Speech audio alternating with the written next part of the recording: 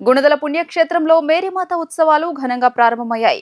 Bishop Grassi పాఠశాల ప్రాంగణంలో ఏర్పాటు చేసిన ప్రత్యేక వేదికపై ఉదయం విజయవాడ కథోలికా పీఠం bishop Telugutoti Joseph Rajarao, monsignor father Muvvala Prasad, vicar general father M Gabriel, పుణ్యక్షేత్రం రెక్టర్ ఏలేటి విలియం జయరాజు గురువులు జ్యోతి ప్రజ్వలన చేసి ఉత్సవాలను లాంఛనంగా ప్రారంభించారు. 50 సంవత్సరాలు గురు జీవితం పూర్తి చేసిన పీకే జోసెఫ్ తో కలిసి బిషప్ తెలుగుతోటి జోసెఫ్ రాజారావు గురువులు సమిష్టి దివ్య బలి పూజ సమర్పించారు.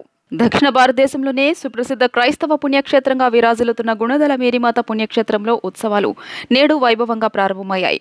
3 రోజుల పాటు కొనసాగే ఉత్సవాలను విజయవాడ కథోలికా పీఠం bishop Telugutoti Joseph Rajarao, monsignor father Muvvala Prasad, vicar general father M Gabriel, పుణ్యక్షేత్రం రెక్టర్ ఏలేటి విలియం జయరాజు గురువులు జ్యోతి ప్రజ్వలన చేసి ఉత్సవాలను లాంఛనంగా ప్రారంభించారు.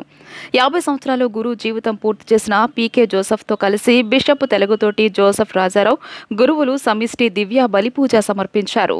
కథోలిక క్రైస్తవులకు దివ్య సత్ప్రసాదాన్ని అందజేశారు. ఈ సందర్భంగా బిషప్ మాట్లాడుతూ, గత 100 ఏళ్లుగా ఉత్సవాలు ఘనంగా జరుగుతున్నాయంటే మరియమాత ఆశీర్వాదమేనన్నారు. లోకరక్షకుడైన యేసును ఈ లోకానికి అందించిన మరియమాతను ప్రార్థించడం ద్వారా సర్వజనులకు దీవెనలు లభిస్తాయని తెలియజేశారు. మరియమాత ఉత్సవాల్లో పాల్గొనేందుకు అనేక ప్రాంతాల నుంచి భక్తులు గుణదల చేరుకుంటున్నారు. బిషప్ గ్రాసీ పాఠశాల ద్వారా కొండపైకి చేరుకుని మరియమాతను దర్శించుకుని తమ మొక్కుబడులు చెల్లించుకుంటున్నారు.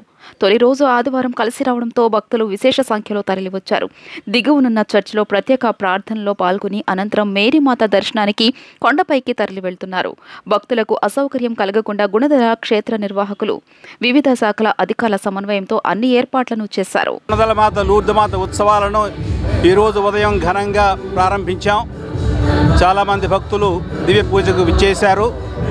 దగ్గర ఒక 5,000కు పైగా ఇక్కడ పూజకు ఉన్నారు చాలామంది భక్తులు. అదేవిధంగా అన్ని సౌకర్యాలతో, అన్ని భక్తి ప్రవృత్తులతో అందరూ ఇక్కడ పాల్గొంటున్నారు. చాలామంది భక్తులు తమ విశ్వాసాన్ని చాటుతూ ఇక్కడ వాళ్ళ మొక్కుబడులు చెల్లిస్తూ ఆ తల్లి దర్శనాన్ని కోరుతూ వారికి వారి కుటుంబాలకు